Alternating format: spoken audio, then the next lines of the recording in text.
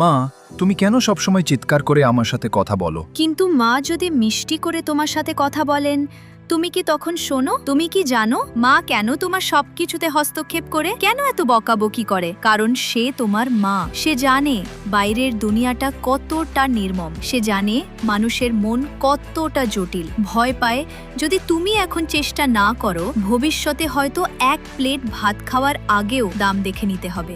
ভয় পায় যদি তুমি খারাপ বন্ধুদের পাল্লায় পড়ে দিন মজুরের কাজ করো, ঘন্টায় 10 টাকা মজুরি পাও, আর টয়লেটে যাওয়ার সময়ও অনুমতি নিতে হয়। ভয় পায় একদিন হয়তো 40 ডিগ্রি গরমে ইট টানতে হবে, তোমার এই নাজুক কাঁধ কি সেটা সহ্য করতে পারবে? ভয় পায় যদি তোমার কোনো যোগ্যতা না থাকে, তবে হয়তো ফিরে গিয়ে গ্রামে কৃষি কাজ করতে হবে, শুয়োর পালতে হবে, আর তখন গ্রামের লোকেরা তোমার পেছনে ফিস ফিস করে বলবে, ওই পরিবারের ছেলেটা তো একটা অকেজো হয়েছে।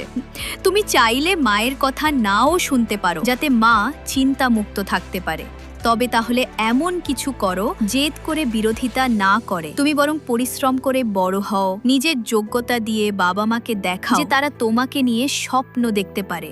মনে রেখো, শুধুমাত্র সেই মাই তোমার জন্য কড়া হয় যে তোমাকে ভালোবাসে। মা, আমি বুঝে গেছি।